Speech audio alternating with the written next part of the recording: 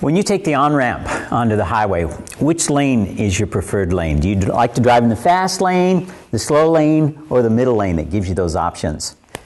I want to talk to you about the emerging church highway and the 3 lanes the emerging church runs on.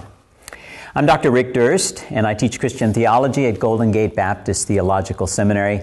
And this is actually the 3rd in a 3-part video series on evangelical churches and emerging churches. Mark Driscoll, Ed Stetzer, Eddie Gibbs, and many others have suggested that we not think of the emerging church, whatever that is, as if it's one thing and everybody in the emerging church thinks one way. They don't. That's the whole point of being emerging, is to think in different ways. And so it's very helpful to categorize the emerging church along 3 lanes. The first lane is the relevant lane. Oh, by the way, let me back up just 1 second. A book I recommend to get in touch with all these lanes is Eddie Gibbs and Ryan Bulger's book, Emerging Churches. If you want to do a little back homework in terms of looking at evangelical churches, Mark Deaver's book, 9 Marks of a Healthy Church, gives you a really good view of evangelical churches. But if you want to understand the relevant church, one example is the emerging church, which kind of gave the name to the whole process here, by Dan Kimball. The relevant church is about looking at postmodernity as the playing field for doing ministry and presenting the gospel in this new age. With reference to that, how do postmoderns want to experience church? Well, they want it to be a lot more participatory as opposed to just being a spectator. They want to use all 5 senses. And how to do church in that kind of experiential dynamic with postmoderns is what this book is about, and what about relevance is also involved in. The second lane, maybe the middle lane if you want to say it that way, is the Reconstructionist. And what they're asking is there another way to do church than the traditional evangelical way of building-based designs or program-based design? So Wolfgang Simpson says, why do we have to have those big, expensive buildings and very expensive staffs? Why can't we just have house churches?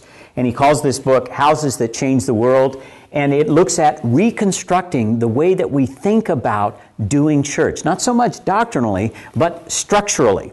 Another way of getting at this same issue is what Mark Driscoll wants to talk about is a reform category, which is how can you have the same classic reform doctrine, but just go about it in new ways. And Jim Belcher in Deep Church uses a reform doctrine to approach that. Now, those that hold to a Calvinistic reform doctrine are not the only ones who are running in this lane. I really think Erwin McManus and how he's doing church in Mosaic in L.A. also could either be in relevant or Reconstructionist because they do something very interesting.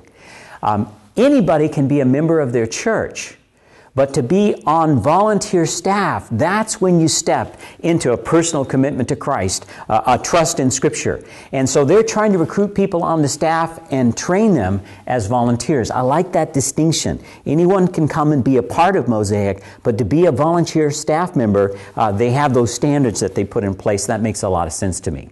The third lane, the one that gets the most criticism, is maybe best understood as the revisionist lane.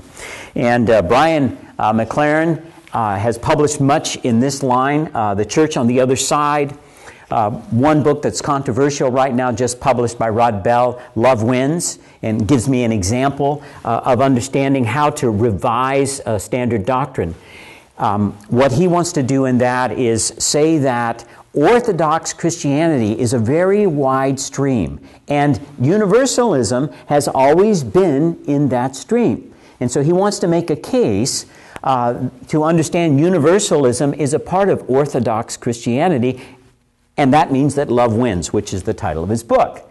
However, if you look at Christian doctrine, universalism has never been in the mainstream of Christian doctrine or even Protestant doctrine or evangelical doctrine. Whenever universalism has been presented, it's actually running in the emergency lane. It's running off the highway.